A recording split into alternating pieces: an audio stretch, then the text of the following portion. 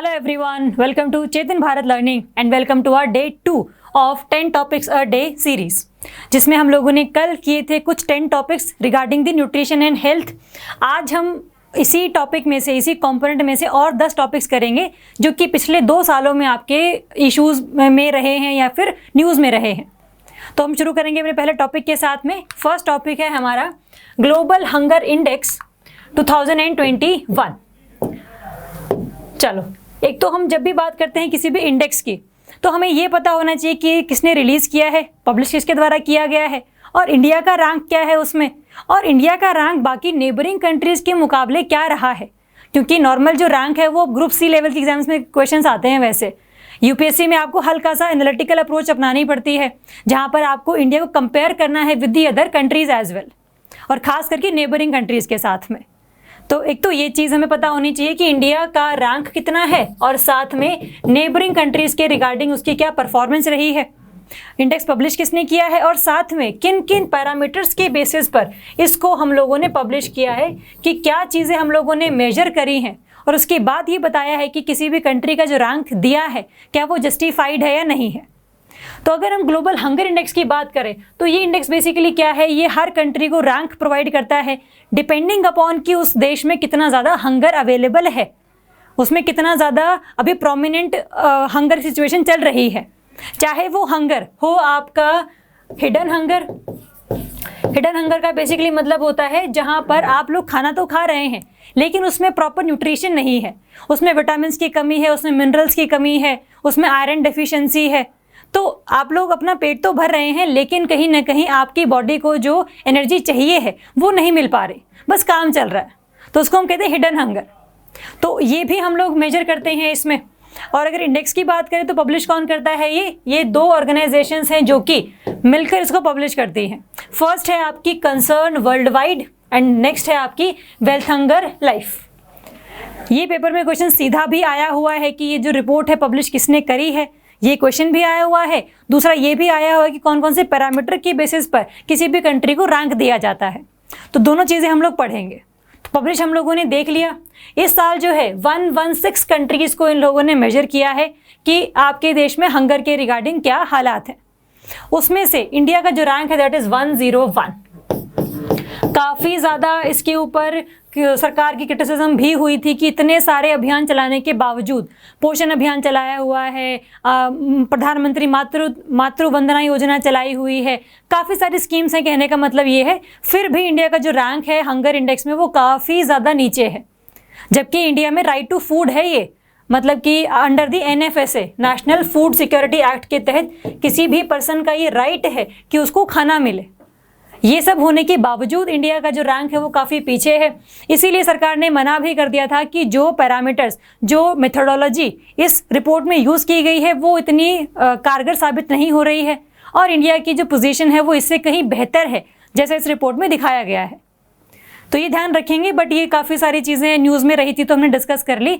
अगर हम factual information की बात करें तो पहले पब्लिश किसने करी है, साथ में हम इसके देखेंगे पैरामीटर्स कि कौन कौन से पैरामीटर्स के बेसिस पर इंडिया का जो रैंक है वो हो चुका है अभी 101। अब आप इस ग्राफ को अगर देखें तो आपको पता लगेगा कि इंडिया का रैंक जो है धीरे धीरे पहले कम हो रहा था, मतलब रैंक बढ़ रहा था बेसिकली। अभी 97 है, फिर आपका ये 102 हुआ, फिर कुछ स्टेबल हुआ, फिर थोड़ा सा इम्प्रूव हुआ और फिर आपका 2020 से तो 21 में ये बहुत ज़्यादा नीचे डाउनग्रेड जा चुका है। तो कहने का मकसद ये है कि ये कोई जैसे पेपर में स्टेटमेंट आ सकती है कि इंडिया का rank in the global hunger index has steadily improved. तो स्टेडिली नहीं है, कभी इम्प्रूव्ड है, कभी डाउनग्रेडेड हो रहा है। तो ऐसे चलता रहा है, इसमें जिगजैग मैनर है आपकी बेसिकली ध्यान रखना कि ना तो प्रॉपर इम्प्रूव हो रहा है स्टेडिली और ना ही प्रॉपर डाउनग्रेड हो रहा है कि घटता ही चला जा रहा है रैंक। तो इन चीज़ों का ध्यान रखेंगे। अब बात करते हैं पैरामीटर्स की। पैरामीटर्स हैं इसके टोटल 4 इंडिकेटर्स कि 4 चीज़ों के बेसिस पर किसी भी कंट्री को रैंक दिया जाएगा, जिसमें पहला पैरामीटर है आपका अंडर नरिशमेंट, कि share of the population with insufficient calorie intake, कि जहाँ पर अगर किसी पर्सन को खाने के लिए खाना ही नहीं मिल रहा है तो एनर्जी नहीं आएगी।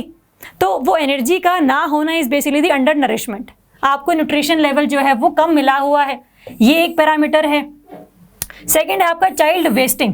वेस्टिंग क्या होता है? बेसिकली आपका जब weight as compare to your height बहुत ज़्यादा प्रपोर्शन में नहीं होता, तो इसीलिए हम कहते हैं कि चाइल्ड वेस्टिंग, और वो भी हम बात कर रहे हैं अंडर 5 एज के बच्चों की। एक तो ये चीज, साथ में चाइल्ड स्टंटिंग थर्ड है। फिर ये स्टंटिंग होता है, हमने कल भी डिस्कस किया था कि height with respect to your age. अगर आपकी एज काफी ज्यादा है बट आपकी हाइट नहीं बढ़ रही है तो इसका मतलब यू आर स्टंटेड।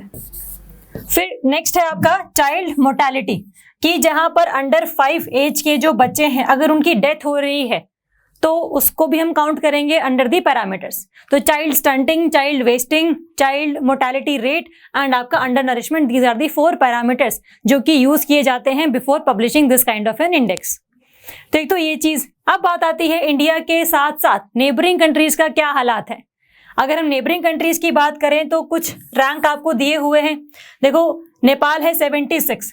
अब आपने ये ध्यान रखना है इस इंडेक्स में ना बेसिकली कौन कौन सी कंट्रीज इंडिया से आगे हैं।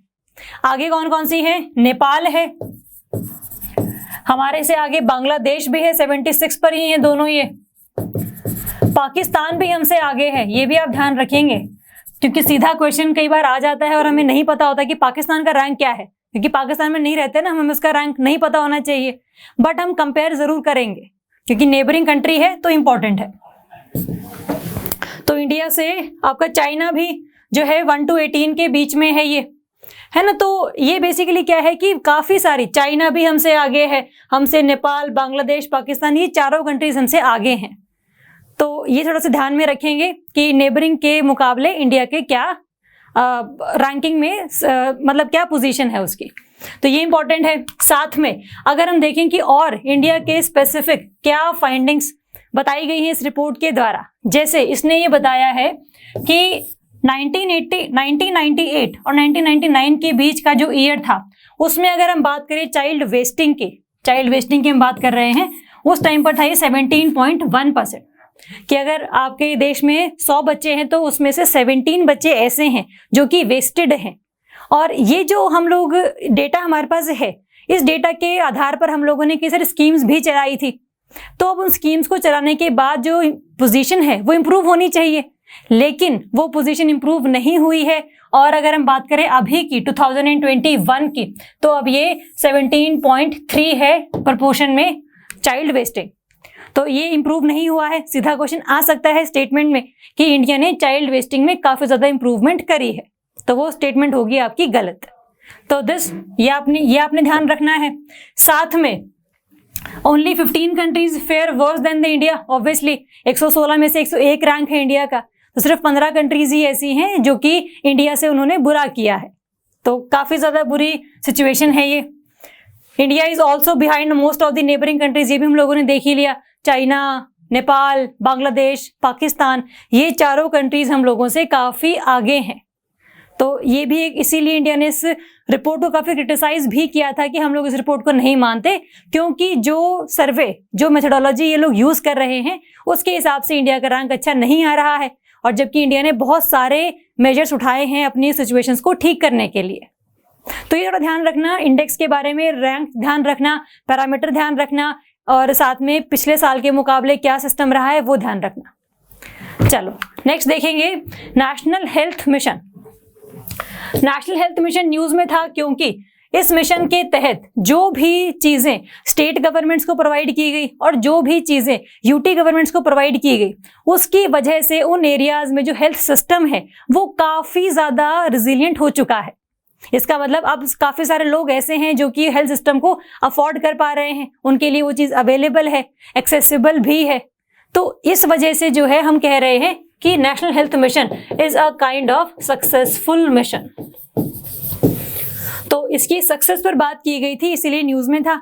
और अगर हम इसके बैकग्राउंड की बात करें तो ये बैकग्राउंड हम कहते हैं कि इसको 2013 में हम लोगों ने लॉन्च किया था। लॉन्च करते टाइम हम लोगों ने ऑलरेडी 2 मिशन चलाए हुए थे। एक था आपका NRHM, national rural health mission, जो कि 2005 में लॉन्च किया गया था, और एक था आपका नेशनल अर्बन हेल्थ मिशन, जो कि आपका 2013 में ही लॉन्च किया गया था। इन दोनों मिशंस को सब्ज्यूम करने के बाद हम लोगों ने इसको नेशनल हेल्थ मिशन बना दिया था। तो ये हल्की सी कहानी हमें क्लियर है। और अगर हम बात करें कि अब हेल्थ की हम बात करते हैं, तो हेल्थ जो है किसी भी बच्चे की अगर मैं बात करूं तो फिर उसके जन्म से पहले जो मदर है उसकी हमें केयर करनी पड़ेगी, जब बच्चा पैदा हो जाएगा तब उसकी हमें केयर करनी पड़ेगी, और पूरी लाइफ टाइम में जो चीज़ चलती चली जाएगी। ऐसा तो नहीं है कि आपको सिर्फ साल के 10 दिन या फिर पूरी जिंदगी में सिर्फ 3-4 साल ही केयर की ज़रूरत है, वो तो पूरे जिंदगी ज़रूरत है। इसीलिए starting from the reproductive phase हम इसका ध्यान भी रख रहे हैं, साथ में हम जो मदर है उसका ध्यान रख रहे हैं, मैटरनल, नियोनेटल पैदा होने से जस्ट 28 दिन बाद तक का, नियोनेटल एंड चाइल्ड जब तक वो लेस देन 5 ईयर्स है, एंड अडोलेसेंट जब वो 5 से लेकर आगे अडल्ट वाली एज तक नहीं आ जाता।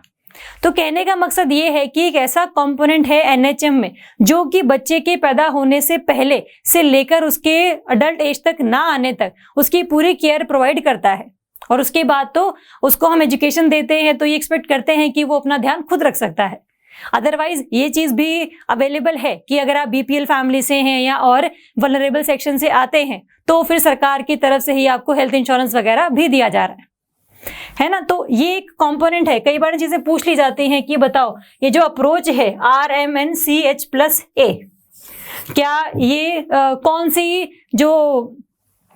सा जो मिशन है उसके अंडर आती है? तो आपको पता होना चाहिए नेशनल हेल्थ मिशन के अंडर की ये अप्रोच है, जिसमें ना सिर्फ कम्युनिकेबल डिजीज बल्कि जो नॉन कम्युनिकेबल डिजीजेस हैं उनके लिए भी सारी की सारी केयर प्रोवाइड की जाती है। क्योंकि पहले ये माना जाता था कि इंडिया में जो मोर अमाउंट ऑफ डेथ्स हैं वो होती हैं बिकॉज ऑफ कम्युनिकेबल डिजीजेस की वजह से, फॉर एग्जाम्पल आपका टीबी।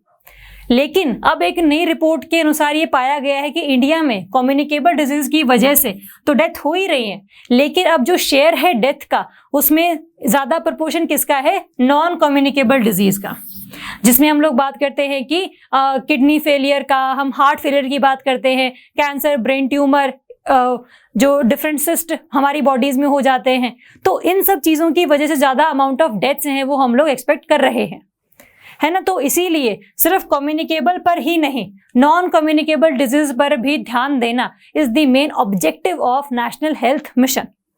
मिनिस्ट्री अपने को पता है, ministry of health and family welfare, कैसे हम लोगों ने इसको लॉन्च किया है, क्या अप्रोच हम लोग अपनाते हैं, ये इंपॉर्टेंट है। साथ में इस मिशन के तहत हम करते क्या हैं, व्हाट इज द ऑब्जेक्टिव।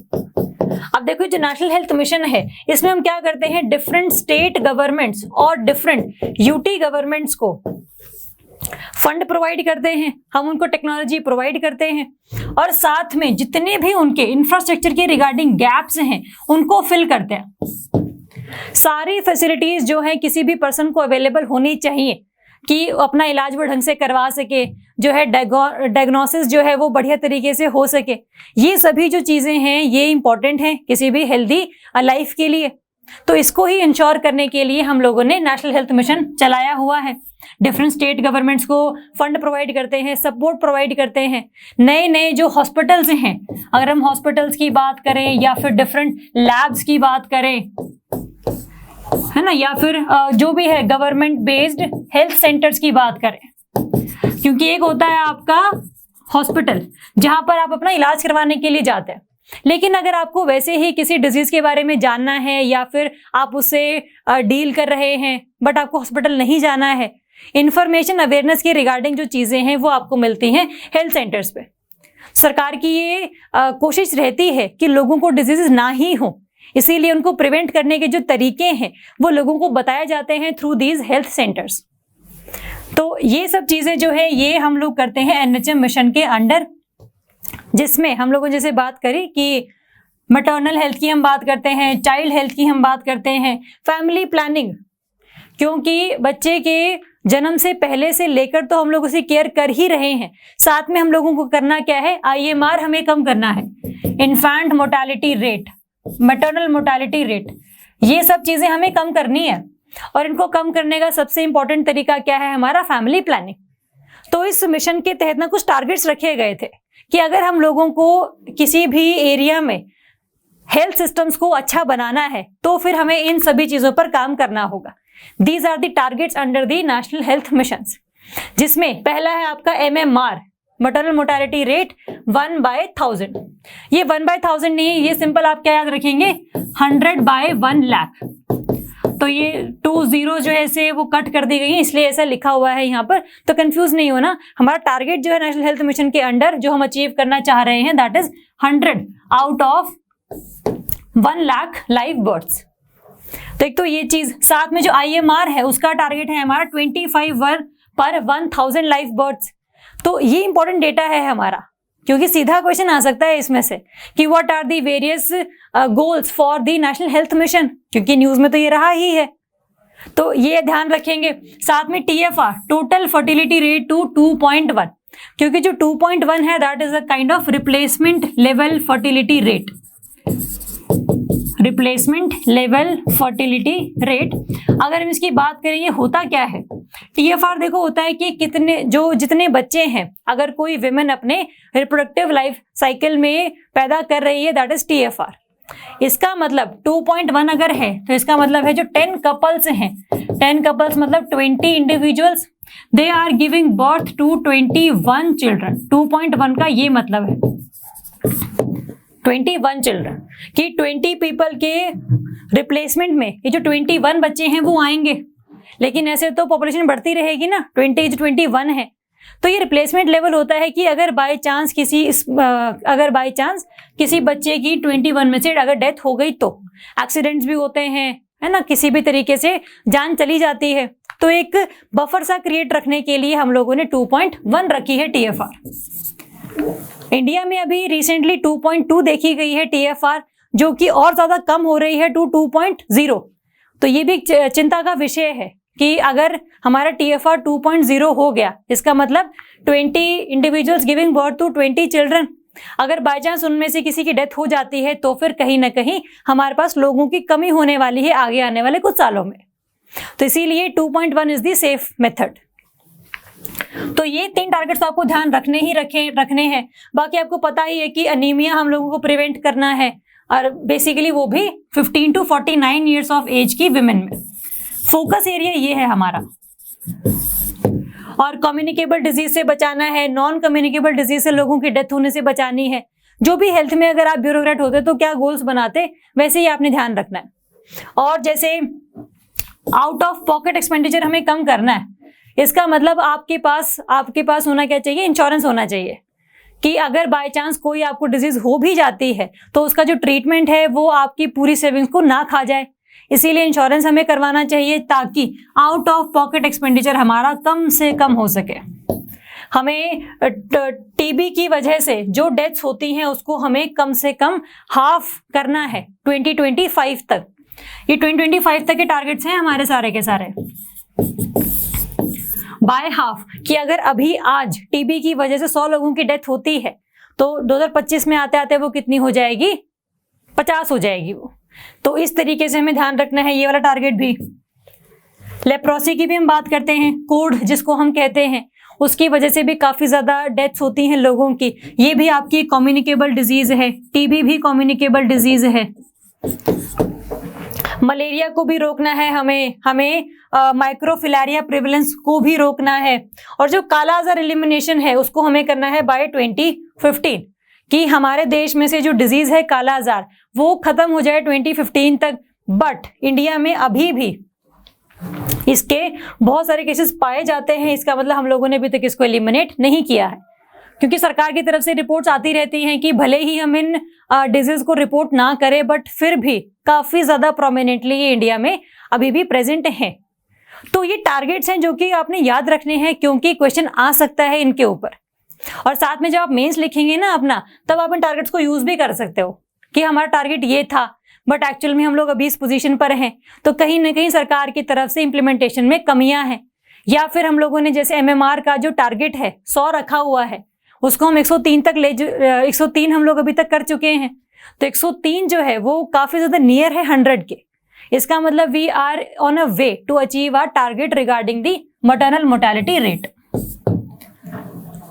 तो ये कुछ टारगेट्स हैं जो कि पेपर में आ सकते हैं, चाहे प्रीलिम्स हो चाहे मेंस हो, ये आपने ध्यान रखने हैं। चलो नेक्स्ट करेंगे ICDS survey in Jharkhand. ICDS is basically integrated child development scheme कह लो, सर्वे कह लो, आपकी मर्जी है। ICDS अभी ये न्यूज में इसलिए था क्योंकि इस स्कीम के तहत झारखंड में बहुत सारे बच्चे ऐसे हैं जिनको न्यूट्रिशनल अवेलेबिलिटीज नहीं प्रोवाइड की गई।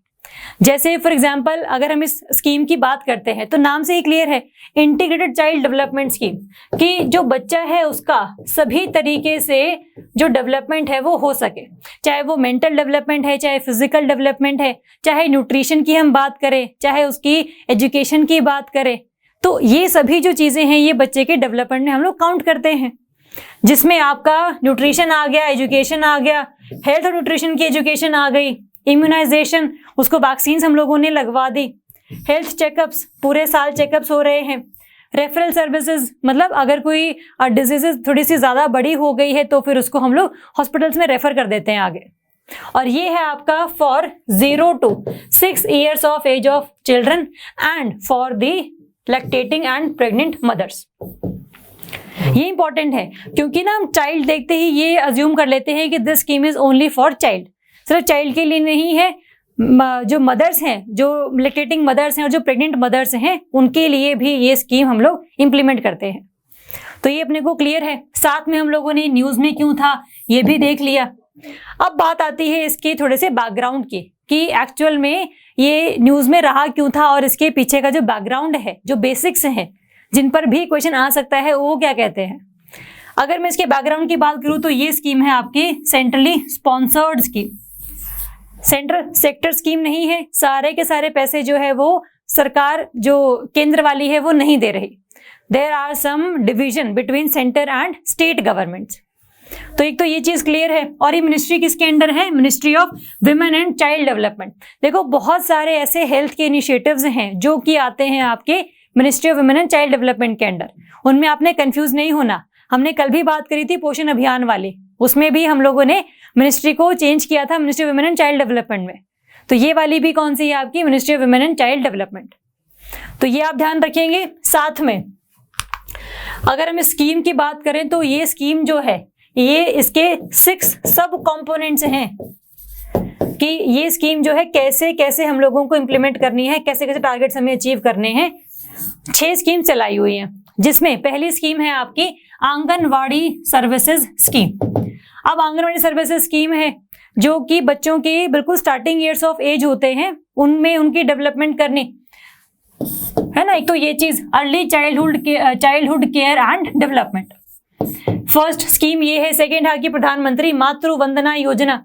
ये मातृ वंदना योजना चलाई गई है क्योंकि ये हमें कंपनसेट करना होता है for the wage losses, compensate for the wage losses जो कि खत्म हो गई हैं फॉर दी प्रेग्नेंट मदर्स। तो उसको कंपनसेट करने के लिए हम क्या करते हैं, हर फीमेल को फॉर दी फर्स्ट चाइल्ड, सिर्फ फर्स्ट चाइल्ड के लिए हम दे रहे हैं ये 5000 कैश इंसेंटिव हम लोग उनको प्रोवाइड करते हैं, जो भी स्पेसिफिक कंडीशंस को जस्टिफाई करते हैं कि आपने जो अपना प्रेगनेंसी उसको रजिस्टर करवाया है कि नहीं करवाया है, जो बच्चा पैदा हुआ है तब आपने उसका बर्थ रजिस्टर करवाया है कि नहीं करवाया है, बच्चे को वैक्सीन्स लगवाई हैं या नहीं लगवाई हैं। ये सब चीज़ों के आधार पर ही आपको ये 5000 रुपीज़ इंस्टॉलमेंट्स में मिलते हैं। तो ये भी जो है एक स्कीम है आपकी इसी की ICDS की। फिर आती है थर्ड स्कीम है आपका national creche scheme. National creche scheme है जो कि अवेलेबल है for the children of 6 months to 6 years। ये उन बच्चों के लिए जिनकी जो मदर्स हैं वो काम करती है। For the working mothers 6 months से लेकर 6 year के जो बच्चे हैं वो क्रेच में रहते हैं और ये पूरे महीने में 26 दिनों में से 7 और 7.30 आवर्स के लिए अवेलेबल रहता। ये इतना डिटेल में जाने की जरूरत नहीं है आपको, लेकिन अगर हम पढ़ ही रहे हैं तो डिटेल में पढ़ लेते हैं। अदरवाइज इसमें से क्वेश्चन एक्सपेक्ट करना थोड़ा सा मुश्किल है कि आपसे ये पूछेंगे कि कितने घंटे ये अवेलेबल रहता है क्रेच, तो वो इतना चीजें हम नहीं करेंगे। बट हाँ, दिस इज दी थर्ड सब स्कीम अंडर दी ICDS। फिर आता है आपका fourth scheme for adolescent girls. Adolescent girls जो कि मेनली सफर कर रही हैं अनीमिया से। तो तो इनकी जो अनीमिक कंडीशंस है उनको ठीक करने के लिए स्कूल्स में, कॉलेजेस में इनको आयरन पिल्स दी जाएंगी, आयरन डेफिशिएंसी इनकी दूर की जाएगी ताकि एनीमिया को ट्रीट किया जा सके। तो पहली चीज तो ये, साथ में इनको हम स्किल्स प्रोवाइड करेंगे ताकि आगे फ्यूचर में ये लोग अपने पैरों पर खड़ी हो सके। तो इनको हमें बनाना है करियर ओरिएंटेड, कि they should be first independent. तो ये सब करने के लिए हम इनको लाइफ स्किल्स सिखाते हैं, हम इनको कुकिंग स्किल्स भी सिखा सकते हैं, होम स्किल्स भी हम इन्हें सिखाते हैं। And this scheme is specially for 11 to 14 years of girls. Important है ये, आप थोड़ा सा जो ईयर है वो ध्यान रख लेना। फिर फिफ्थ आती है आपकी चाइल्ड प्रोटेक्शन स्कीम। ये स्कीम ऐसी है जो उन बच्चों को बचाती है जो कि या तो वायलेंस का शिकार हैं या ट्रैफिकिंग से भाग कर आए हैं, उनको बचाया गया है, या फिर और कोई भी चीज, चाहे डिजास्टर अगर आ गई है तो फिर वहां से अपने पेरेंट्स से वो बिछड़ गए हैं, तो कुछ भी रीजन रहा हो, किसी भी वजह से अगर जो चाइल्ड है वो कोई टफ या क्रिटिकल सिचुएशन में है तो उसकी सहायता करनी is the initiative, is the objective of this child protection scheme. And last है आपका पोषण अभियान। पोषण अभियान हम लोगों ने कल देखा ही था, which was under the ministry of women and child development. हमने इसके टारगेट्स भी याद किए थे, आपको हल्का सा मैं रिमाइंड करवा देती हूँ। हमने इसको सुआब के नाम से याद किया था, 2-32% करके। एक तो हमने ये किया था और साथ में हमने ये देखा था कि जो मोर्टेलिटी रेट है उसको हमें 38.4% से 25% करना है। तो ये दो टारगेट्स थे हमारे जो कि हमें ध्यान रखने हैं रिगार्डिंग दी पोषण अभियान, नेशनल न्यूट्रिशन मिशन। हमने ये भी देखा था नेशनल न्यूट्रिशन मिशन, जो नेशनल न्यूट्रिशन मंथ जो हम मनाते हैं, that is the every year September month.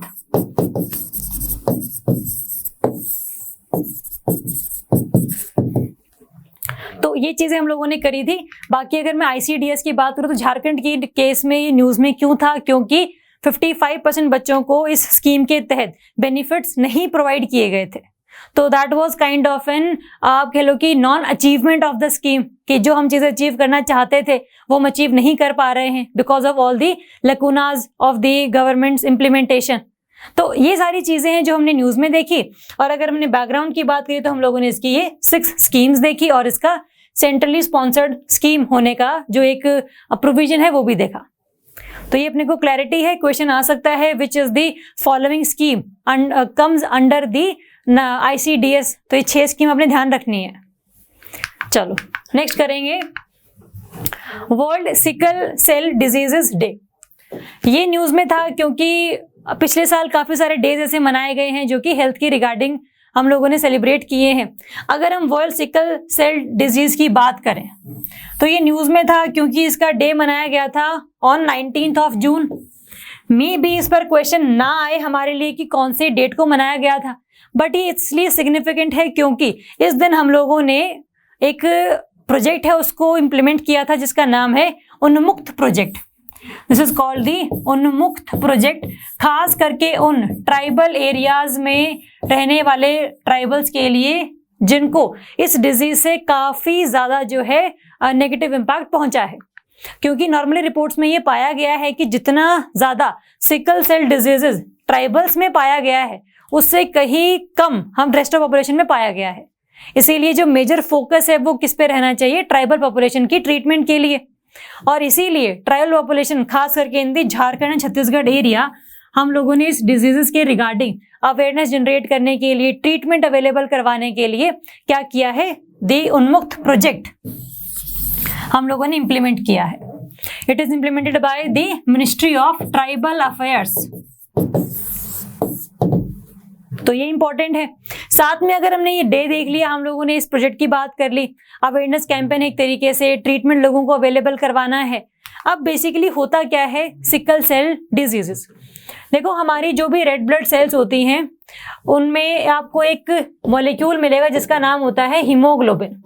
Haemoglobin का काम होता है हमारी पूरी बॉडी में सभी डिफरेंट सेल्स को ऑक्सीजन की सप्लाई करनी। अगर रेड ब्लड सेल्स का जो हीमोग्लोबिन है वो हमारी पूरी बॉडी की और ऑर्गन की सेल्स में ऑक्सीजन सप्लाई नहीं कर पा रहा है तो सारे हमारे जो ऑर्गन्स हैं, चाहे वो किडनी है, चाहे वो लिवर है, चाहे आपका हार्ट है, वो बढ़िया से फंक्शन नहीं कर पाते। और धीरे धीरे करके हमारी जो पूरी बॉडी है उसकी इम्यूनिटी भी वीक होनी शुरू हो जाती है। इसीलिए अगर हम सिकल सेल डिजीज की बात करें तो इस डिजीज में होता क्या है, आरबीसी में जो हीमोग्लोबिन प्रेजेंट होता है वहां पर हीमोग्लोबिन एस नाम का जो मॉलिक्यूल है वो प्रेजेंट होता है और आरबीसी की जो शेप है उसको वो चेंज कर देता है, उसकी जो इफेक्टिवनेस है उसको वो खत्म कर देता है, इसकी शेप कर देता है ये सिकल्स जैसी।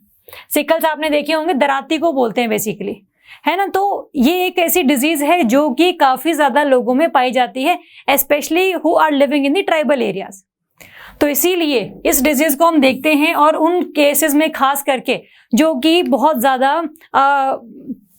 ऐसे एरियाज में रहते हैं जो कि काफी ज्यादा अनहाइजीनिक हैं या फिर नॉन सैनिटाइज्ड हैं, तो खास करके अफ्रीका हो गया, अरेबियन पेनिनसुला हो गया, इंडियन रीजन हो गया, तो यहाँ पर ज्यादा अमाउंट ऑफ सैनिटेशन नहीं है, तो यहाँ पर हम ये डिजीज देखते हैं। बट ये डिजीज है क्या कि इस रेड ब्लड सेल में जो हीमोग्लोबिन होता है उसमें जो हीमोग्लोबिन एस नाम का मॉलिक्यूल प्रेजेंट हो जाता है, जो कि एक अलग टाइप ऑफ हीमोग्लोबिन है जो हमारी बॉडी को नहीं चाहिए और वो अपना काम बढ़िया से नहीं कर पाता। हर ऑर्गन की जो सेल्स हैं उनको ऑक्सीजन सप्लाई नहीं कर पाता और अगर सेल्स में ऑक्सीजन नहीं होती है तो फिर सेल्स अपना काम नहीं कर पाती। जब सेल्स ही काम नहीं कर पाएंगे तो हमारा जो ऑर्गन है वो भी काम नहीं कर पाएगा। तो कहने का मकसद ये है कि पूरी बॉडी में डिजीजेस हमारी जनरेट होनी शुरू हो जाती हैं, ऑर्गन फेलियर्स होने शुरू हो जाते हैं बिकॉज ऑफ दिस डिजीज।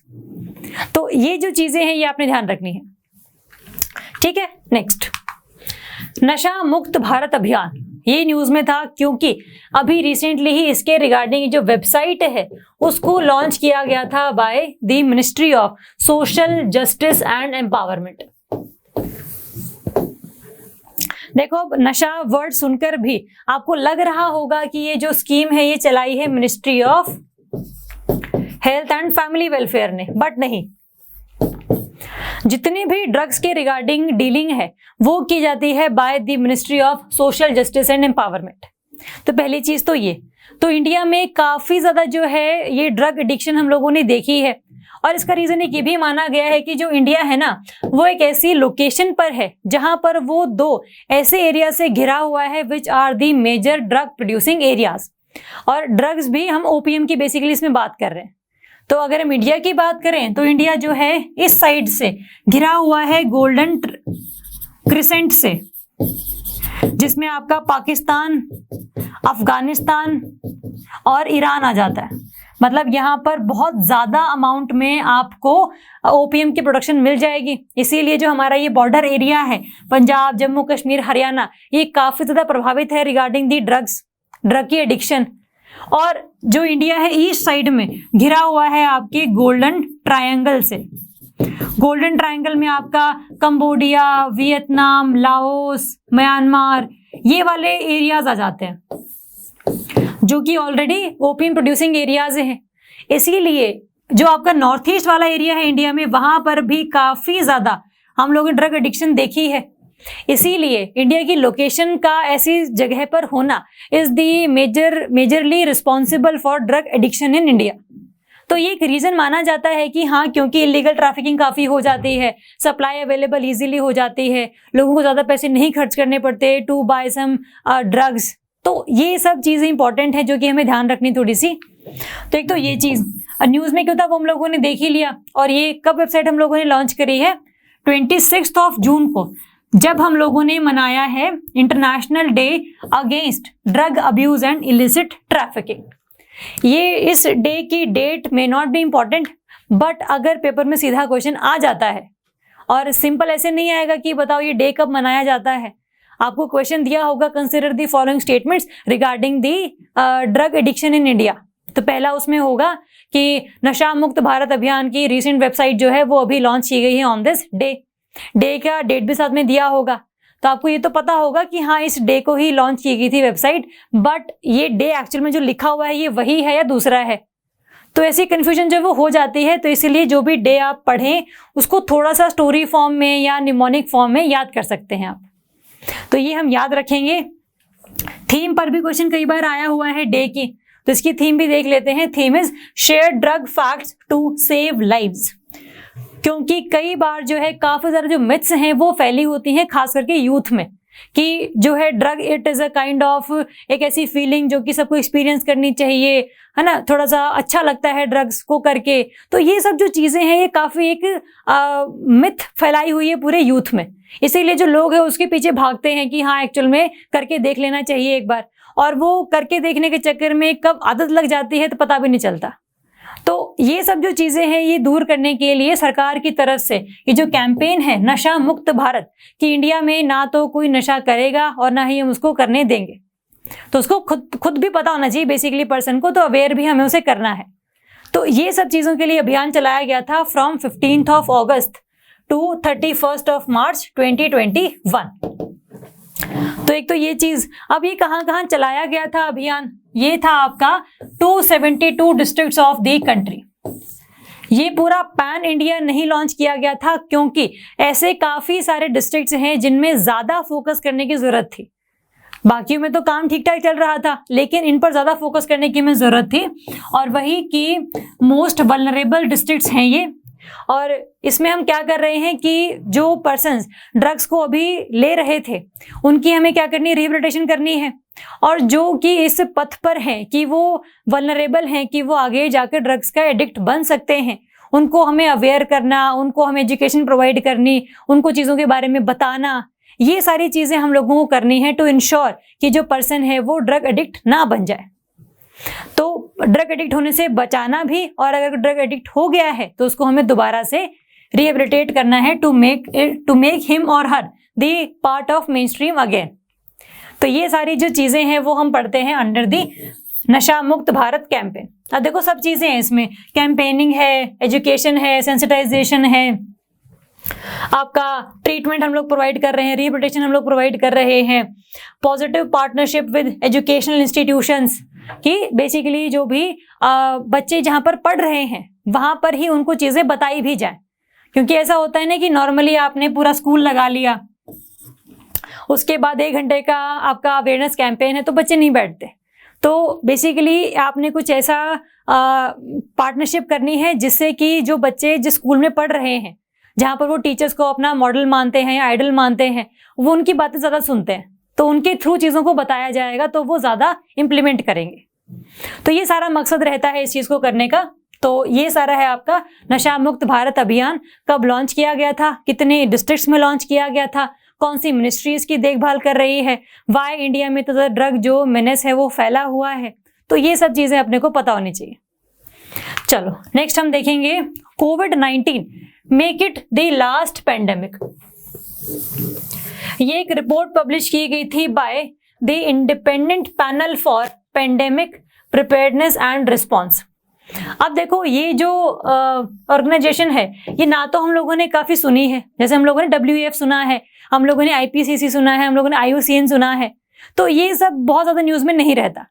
तो इससे क्या होता है ना, क्वेश्चन कैसे बनते हैं, सिंपल आपको दी होती स्टेटमेंट कि बताओ ये रिसेंटली एक रिपोर्ट पब्लिश की गई है, किसने पब्लिश करी है। ऑप्शन दिए जाएंगे UN, UNICEF, UNESCO, none of the above.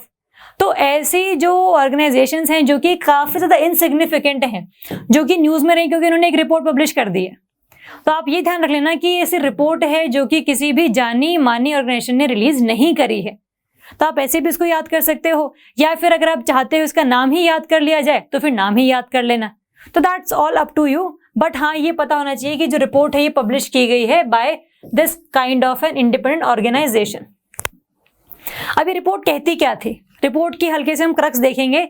Report ने ये कहा है कि कोविड-19 का जो पेंडेमिक था उसको हम लोग बचा सकते थे, उसको हम होने से रोक सकते थे, लेकिन हम नहीं रोक पाए। तो क्योंकि हमारे काफ़ी सारी कंट्रीज़ की कहीं ना कहीं बहुत लिमिटेशंस हम लोगों ने फेस करी। जैसे इसने हमें बताया कि a series of bad decisions, बहुत सारी सरकारों ने जो डिसीजंस लिए वो काफ़ी गलत लिए। सारे लेवल पर लॉकडाउन्स को लगा देना, इस वजह से क्या है काफ़ी ज़्यादा लोगों को हेल्थ सर्विसेज को लेने में परेशानी हुई। तो काफ़ी सारे डिसीजन ऐसे रहे सभी गवर्नमेंट्स के जो कि काफ़ी ज़्यादा इकोनॉमी को भी हम लोग नहीं बचा पाए। तो डिसीजंस भी लिए गए, हम लोग डेथ्स को भी नहीं रोक पाए, और अल्टीमेटली जो हमारी इकोनॉमिक ग्रोथ थी वो भी रुक गई। तो ये कुछ चीज़ें हैं, जैसे फॉर एग्जांपल लैग्ड अर्जेंसी, कि जब हमें स्टार्टिंग में पता लग गया था कि कोरोना नाम का जो वायरस है वो वुहान में फैला हुआ है, बाकी और कंट्री से भी वो आ सकता है, तो हम लोगों ने बहुत बड़े लेवल पर उसको इंडिया में एंटर करने के लिए या फिर पूरे वर्ल्ड में एंटर करने के लिए रोका नहीं। हम लोगों ने बहुत एक लथार्जिक सा रिस्पॉन्स दिखाया और इसीलिए धीरे धीरे करके वो पूरे हमारे वर्ल्ड में फैल गया। तो ये कुछ रीजंस इस रिपोर्ट ने हमें बताए कि एक्चुअल में सरकारें और जो लोग हैं वो भी अपना रोल काफ़ी अच्छी तरीके से कंट्रीब्यूट नहीं कर पाए टू प्रिवेंट दिस पेंडेमिक, और इस पेंडेमिक की वजह से काफ़ी सारे जो लोग हैं उन्होंने अपनी जानें गंवाई। तो अब इस पर क्वेश्चन कैसे बनता है? क्वेश्चन ऐसे बन सकता है कि आपसे बोला जाए कि इस रिपोर्ट के हिसाब से इंडिया ने सबसे अच्छा परफॉर्म किया, मतलब in comparison to the all of the rest of the countries. ऐसा नहीं है। अगर सभी कंट्रीज ने बुरा परफॉर्म किया है तो India is also one of them. और पूरे वर्ल्ड में जो है ऐसे डिसीजंस लिए गए जो कि इफेक्टिव साबित नहीं हुए, इकोनॉमी भी गई और लोगों की जानें भी गई। तो कहने का मकसद ये है कि आपने थीम समझनी है इस पूरे टॉपिक की, कि अगर इसके ऊपर कभी क्वेश्चन आए, इसके ऊपर कभी कंसेप्चुअल स्टेटमेंट्स बने, तो आपको पता हो कि एक्चुअल में जो ये रिपोर्ट है वो कहती क्या थी रिगार्डिंग द कोविड पेंडेमिक।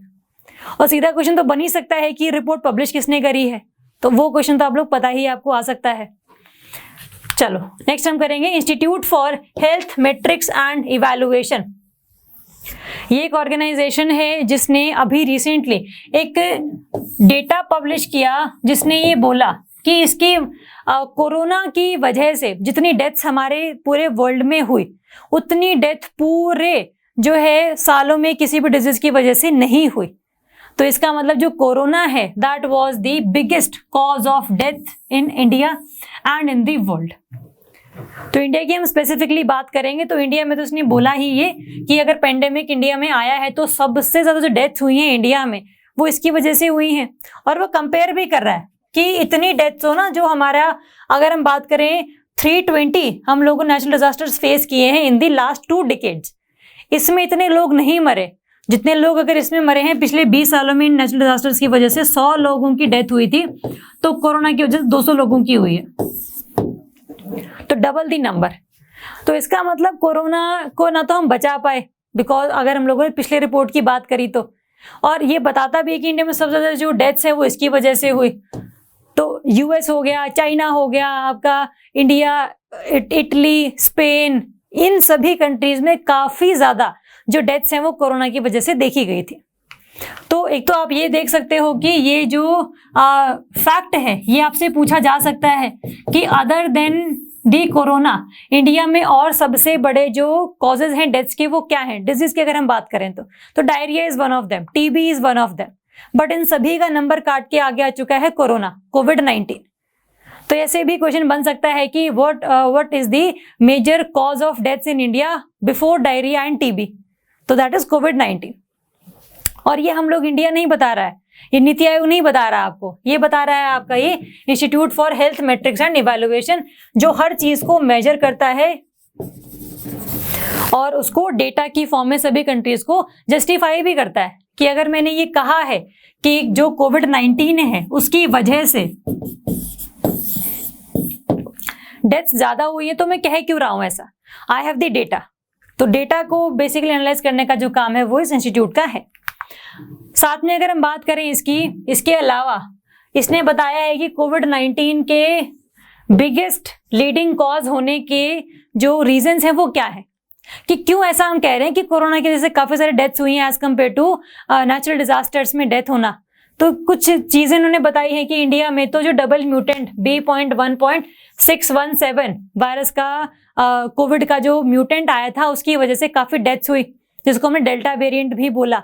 तो काफी ज्यादा इसकी वजह से lack of preparedness of government, हमारे पास मेडिसिन्स, हमारे पास हॉस्पिटल्स, हमारे पास लैब्स, हमारे पास डॉक्टर्स, ये सब बहुत कम मात्रा में थे और जो बीमारी थी वो काफी ज्यादा बड़ी थी, तो इसलिए हम इसको नहीं रोक पाए। इंडिया पुअर हेल्थ इंफ्रास्ट्रक्चर, वही हॉस्पिटल लैब्स की बात करेंगे। मेडिकल ऑक्सीजन, जो सेकेंड वेव थी कोरोना की उसमें काफी ज्यादा लोगों की सिर्फ डेथ इसलिए हुई थी क्योंकि उनको ऑक्सीजन की अवेलेबिलिटी हम लोग इंश्योर नहीं कर पाए थे। तो दैट वाज द मतलब ऑल्सो द बिगेस्ट रीजन।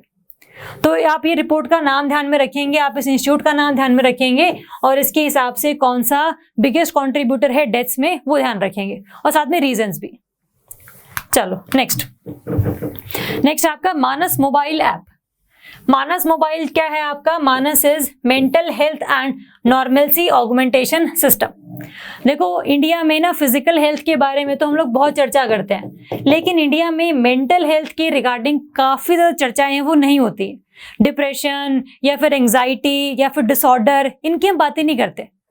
तो इनकी बात हमें करनी है और साथ में बात करने के हमें सोल्यूशन भी प्रोवाइड करने हैं कि if a person is dealing with the anxiety issues, depression issues, तो फिर उसको हम ठीक कैसे कर सकते हैं, इसकी बात भी हमें करनी है। तो इसी के लिए हम लोगों ने की ऐप लॉन्च करी थी, मानस मोबाइल ऐप, जो कि स्पेशली हम लोगों ने इसलिए निकाली थी क्योंकि अगर किसी भी पर्सन को कोई भी प्रॉब्लम है किसी के भी रिगार्डिंग, अगर वो अपनी फैमिली से डिस्कस नहीं कर पा रहा है, फ्रेंड से डिस्कस नहीं कर पा, डॉक्टर्स के पास नहीं जा पा रहा है, तो वो इस ऐप से सहायता ले सकता है टू ओवरकम हिज और हर इश्यूज। तो ये एक मेंटल हेल्थ को भी एक इशू बनाने के लिए काफी ज्यादा न्यूज में रहा था। तो एक तो ये चीज आप इसका ध्यान रखेंगे, Manas mobile app is basically for the mental health.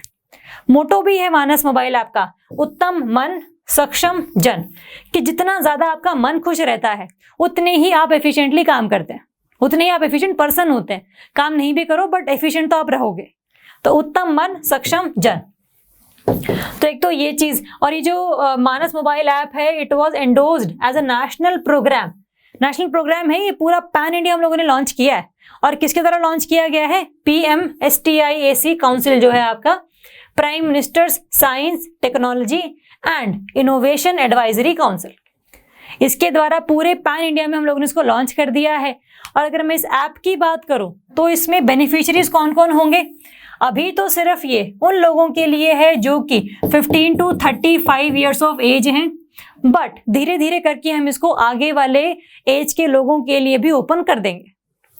तो अभी तो इसके लिए ही है। और अगर हम इसके बात करें कि डेवलप किसने करी है, ये the app is developed by, देखो 3 चीजें आपने ध्यान रखनी है, निमहंस, AFMC एंड CDAP। क्योंकि ना ऐप सुनते ही दिमाग में हमारे आता है NIC, जो कि इंडिया की सारी ऐप्स बनाता है। ऐसा नहीं है, मानस मोबाइल ऐप जो है 3 ने कोलैबोरेशन करके बनाई है, जिसमें आपका एक निमहंस आपका इंस्टीट्यूट है ये of mental health and neuro sciences, first ये। सेकंड है आपका armed forces medical college and जो पुणे में है, एंड लास्ट इज आपका CDAC जो बेंगलुरु में है।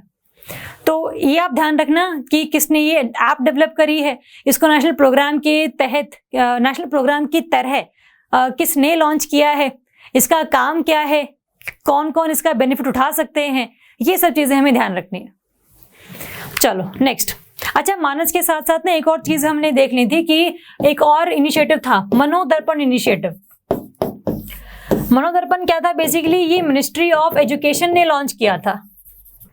इसके तहत ना जितने भी बच्चे थे, क्योंकि कोरोना की वजह से जो स्कूल्स थे वो मतलब बंद हो चुके थे, और इसीलिए जो बच्चे थे वो घरों में थे, और कहीं ना कहीं बच्चों में डिप्रेशन और एंजाइटी हम लोगों ने देखी थी। क्योंकि बच्चे जो है काफी ज्यादा बाहर खेलते हैं, और वो अगर हमको घर में बंद कर दिया तो फिर अगेन वो काफी ज्यादा चुप वगैरह हो जाते थे। तो इसीलिए उनके पेरेंट्स के लिए और उन बच्चों के लिए भी उस क्राइसिस को डील करने के लिए मिनिस्ट्री ऑफ एजुकेशन की तरफ से ये मनोदर्पण इनिशिएटिव चलाया गया था, ताकि पेरेंट्स और चिल्ड्रन दोनों की ही जो मेंटल हेल्थ है वो ढंग से हम लोग मतलब उसको डील कर सकें। तो मानस जब भी आप पढ़ेंगे आपको मनोदर्पण भी याद होना चाहिए। बट हाँ, दोनों अलग अलग मिनिस्ट्रीज ने, अलग अलग काउंसिल्स ने डेवलप करी है, तो वो अलग चीज है। Manodarpan is not an app, it is not an app, it is the initiative. इसके लिए ना आपके यहाँ पर कॉल्स का सुविधा थी कि 24/7 कॉल्स हैं, फ्री कॉल्स हैं, आप जब भी चाहे किसी भी काउंसलर से काउंसिल कर सकते हैं। तो ये मनोदर्पण इनिशिएटिव था। चलो नेक्स्ट हम करेंगे अनामय इनिशिएटिव। अनामय इनिशिएटिव। अच्छा चलो अब हम बात करते हैं अनामय की। ये जो इनिशिएटिव है देखो स्पेशली चलाया गया है by the ministry of tribal affairs ने, ये इंपॉर्टेंट है। और साथ में इसके क्या है, Piramal foundation and Bill and Melinda Gates foundation, NGOs plus government, इन दोनों की हेल्प से हम लोग चाह रहे हैं कि जो ट्राइबल पीपल हैं उनके भी हेल्थ है उसको हम लोग इम्प्रूव कर सकें। क्योंकि हम लोगों ने ये देखा है कि ट्राइबल जो लोग हैं उनमें IMR ज़्यादा है as compared to rest of the population, उनमें जो है आपका लाइफ एक्सपेक्टेंसी वो भी कम है as compared to rest of population. 63.9 STs के लिए है और 67 आपका पूरा रेस्ट ऑफ इंडिया के लिए है। इम्यूनाइजेशन, वैक्सीनेशन, इनका सिर्फ 56% है ऑफ द ऑल पॉपुलेशन और बाकी इंडिया का 72% है। अगर मैं IMR की बात करूं तो इनमें 57.2 है पर 1000 लाइव बर्थ्स और इंडिया में 38.5 है। तो कहने का मकसद ये है कि अगर मैं कंपेयर करूं ट्राइबल्स को और बाकी पॉपुलेशन ऑफ इंडिया को, तो ट्राइबल जो है वो काफ़ी ज़्यादा हेल्थ के रिगार्डिंग जूझ रहे हैं। IMR हो, चाहे हॉस्पिटल्स की एक्सेसिबिलिटी या अफोर्डेबिलिटी हो, कोई भी चीज़ उनको अवेलेबल नहीं है बहुत इजीली। इसीलिए इस इशू को ध्यान में रखते हुए सरकार ने हेल्प ली है NGOs की। क्योंकि होता क्या है ना कि सरकार की तरफ से काफ़ी सारे इनिशिएटिव चलाए जाते हैं but due to many reasons वो ग्राउंड तक नहीं पहुंचते। बट जो NGOs हैं उनको पता होता है ग्राउंड रियलिटी का, इसीलिए कहीं ना कहीं ये इम्पोर्टेंट हो जाता है कि सभी लोगों को हम लोग इन्वॉल्व करें, चाहे वो NGOs हों, चाहे पब्लिक सेक्टर कंपनीज हों। तो it is a kind of an multi stake holder initiative जिसमें काफ़ी सारे जो लोग हैं वो पार्टिसिपेट करेंगे। तो दैट इज़ वन थिंग। अनामे इनिशिएटिव किस किसने लॉन्च किया है, क्यों लॉन्च किया गया है, ये अपने को पता लग गया। बट अब हम करेंगे क्या इसमें, what are the objectives and what are the procedures, कि हम अपने टारगेट्स अचीव कैसे करेंगे। जैसे फॉर एग्जाम्पल हम लोग क्या करने की कोशिश कर रहे हैं कि हम लोग ट्राइबल्स को भी same amount of facilities provide करेंगे जो कि बाकी पॉपुलेशन को अवेलेबल है, जैसे कि हॉस्पिटल्स की अवेलेबिलिटी, लैब्स की अवेलेबिलिटी, डॉक्टर्स की अवेलेबिलिटी, ये हम करवाएंगे। साथ में हम लोग इन सब चीज़ों को शुरू करेंगे, लेकिन हम डिस्ट्रिक्ट्स चूज करेंगे पहले। जैसे कि पहले हम क्या करेंगे, 50 ट्राइबल एस्पिरेशनल डिस्ट्रिक्ट्स, जहां पर जिन डिस्ट्रिक्ट्स में ट्राइबल पॉपुलेशन है मोर देन 20%, कि अगर वहां पर 100 लोग रहते हैं तो उसमें से जो 21 है वो हैं आपके शेड्यूल्ड ट्राइब के लोग across 6 high tribal population states. पहले हम स्टेट्स चुनेंगे, उसके बाद हम डिस्ट्रिक्ट्स को चुनेंगे और उनमें से हम टोटल 50 को फाइनलाइज करेंगे जहां पर हम लोगों को ये इनिशिएटिव लॉन्च करना होगा। और अगर यहाँ पर हम बढ़िया तरीके से इम्प्लीमेंट कर पाए, इसका मतलब पूरे इंडिया में हम लोग हर जगह पर इसको इम्प्लीमेंट कर पाएंगे। तो आप ये समझ सकते हो कि it is a kind of an pilot project. तो ये चीज़ हमें पता है। साथ में अगले 10 साल में हमारा टारगेट क्या है, इसको 177 ट्राइबल डिस्ट्रिक्ट्स में आगे एक्सपैंड कर देना। तो अल्टीमेटली गोल हमारा यही है कि अभी तो सिर्फ हम लोग 50 पर इम्प्लीमेंट कर रहे हैं, बट धीरे धीरे करके हम क्या करेंगे, 10 सालों में इसको 177 ट्राइबल डिस्ट्रिक्ट्स में इम्प्लीमेंट कर देंगे, ताकि कोई भी जो पर्सन है, चाहे वो ट्राइब का है चाहे वो नॉन ट्राइब का है, उसको हेल्थ अपॉर्चुनिटीज हम लोग अवेलेबल करवा सके। तो that is the basic objective. तो अनामे आपको ध्यान रखना है करेंगे क्या, बेसिकली इनिशिएटिव कैसा है, किसके द्वारा लॉन्च किया गया है, तो ये सारी चीजें हम ध्यान रखेंगे। नेक्स्ट है आपका समृद्ध initiative. This is the 10th topic. समृद्ध इनिशिएटिव क्या है, पहले इसकी फुल फॉर्म देख लेते हैं, उससे ही आधा क्लियर हो जाएगा। ये समृद्ध है आपका sustainable access to markets and resources for innovative delivery of health care. अगर आपको ये याद रहती है तो वेल एंड गुड, नहीं भी रहती है तो बस आप इतना ध्यान रख लेना कि ये एक ऐसा इनिशिएटिव है जहां पर हम लोगों को हेल्थ केयर प्रोवाइड करना चाह रहे हैं और उसको करने के लिए डिफरेंट इनोवेटिव आइडियाज हम निकाल कर लेकर आए। कि हमने नई एक ऐप बना दी है जहां पर हम लोगों के सभी के नाम लिख लिए हैं, पर्सनल हेल्थ रिकॉर्ड्स हम लोगों ने सभी के ऑनलाइन मंगा लिए हैं, जो डिफरेंट डॉक्टर्स हैं, हॉस्पिटल्स हैं, उनकी लिस्ट हमारे पास है। तो हेल्थ केयर सेक्टर में सभी लोगों तक हेल्थ केयर पहुंचाने के लिए क्या क्या इनोवेटिव आइडियाज आप हमें बता सकते हैं, that will come under the समृद्ध इनिशिएटिव। ये इंपॉर्टेंट है। तो ये बेसिक इसका इनिशिएटिव का क्रक्स भी है। और अब ये न्यूज में क्यों था, न्यूज में ये इसलिए था क्योंकि अटल इनोवेशन मिशन, क्योंकि यहाँ पर हम इनोवेशन की बात कर रहे हैं, भले ही हेल्थ केयर है बट इनोवेशन तो है। एम और नीति आयोग ने, नीति आयोग का ही ये बेसिकली एम और USAID, इन दोनों ने मिलकर एक पार्टनरशिप साइन करी है अंडर द समृद्ध इनिशिएटिव। जहां पर ये लोग क्या करेंगे, हम लोग जितना पब्लिक मनी है, सरकार का पैसा, साथ में जो भी डोनेट किया है लोगों ने वो पैसा, और प्राइवेट कंपनीज का भी पैसा, इन तीनों के जो पैसे हैं उनको यूज करेंगे for providing the innovative solutions in the health care sector. तो this is called the blended finance approach. ये इंपॉर्टेंट है, यहाँ पर लिखी हुई है ब्लेंडेड फाइनेंस अप्रोच, जिसमें हम क्या देखते हैं कि हम लोगों ने पब्लिक और फिलेंथ्रोपिक डोनेशन और प्राइवेट कंपनीज के जो पैसे हैं उसको एक जगह पर इन्वेस्ट किया है, ताकि जो हमारे गोल्स हैं सभी को हेल्थ केयर प्रोवाइड करने वाले उनको हम अचीव कर सकें। तो ये इंपॉर्टेंट है कि this initiative uses the blended finance approach. तो न्यूज में तो इसलिए था कि एक अग्रीमेंट साइन किया गया था इसी इनिशिएटिव के अंडर, और ये इनिशिएटिव क्या है बेसिकली ये सारा का सारा आपको याद रखना है। साथ में अगर हम बात करें कि अगर हम इसको इम्प्लीमेंट कर पाए, तो पहली बात तो इम्प्लीमेंट कर कौन रहा है, और अगर इम्प्लीमेंट कर पाए तो हम इससे क्या अचीव कर लेंगे। इम्प्लीमेंट कर रहा है आपका a technical support unit managed by IPE global. IPE global एक कंपनी है बेसिकली, जिसकी एक टेक्निकल सपोर्ट यूनिट है जो कि सारे के सारे इस समृद्ध इनिशिएटिव को देख रही है। बेसिकली इसका जो अग्रीमेंट है उसको भी यही देखेगी, है ना। तो ये थोड़ा सा इंपॉर्टेंट है हमारे लिए। और अगर हम इसको अचीव कर पाए, अगर हम इस अग्रीमेंट के तहत जो भी USAID और नीति आयोग ने डिसाइड किया है कि हम लोग इस तरीके से हेल्थ केयर में इनोवेशंस लेकर आएंगे, जो कि ये यूनिट भी देख रही है, अगर हम उसको अचीव कर पाए तो जो हमारे Tier 2 या Tier 3 सिटीज़ हैं, खास करके rural areas, remote areas, tribal areas, वहाँ पर भी हम लोग mainly health care services provide कर पाएंगे। तो that is basically the universal accessibility of the health care to all. Universal का मतलब ही टू ऑल हो गया। तो ये सारी चीज़ें हैं जो कि आपने समृद्ध इनिशिएटिव के बारे में ध्यान रखनी है। इनिशिएटिव है क्या, इसके किसके रिगार्डिंग ये न्यूज़ में था, और क्या इसकी और स्पेसिफिकेशंस हैं, या फिर कौन इम्प्लीमेंट कर रहा है, इससे क्या होगा, ये सब अपने को पता होना चाहिए। चलो, और इसके साथ ही हमारे 10 टॉपिक्स खत्म होते हैं regarding the social issues. Nutrition और हेल्थ के हमारे कुछ टॉपिक्स और रहते हैं, हम पहले उनको कवर करेंगे कल, और उसके बाद में एक और चीज़ शुरू करेंगे, एक और जो कंपोनेंट है वो शुरू करेंगे। बाकी अगर आपको इसमें कोई भी डाउट होता है तो आप पूछ सकते हैं, आप कमेंट कर सकते हैं, आप कॉल कर सकते हैं। तो कोई भी डाउट होगा तो प्लीज़ पूछिएगा, अदरवाइज आप इनको रिवाइज बहुत अच्छे से करना। Thank you so much and all the best.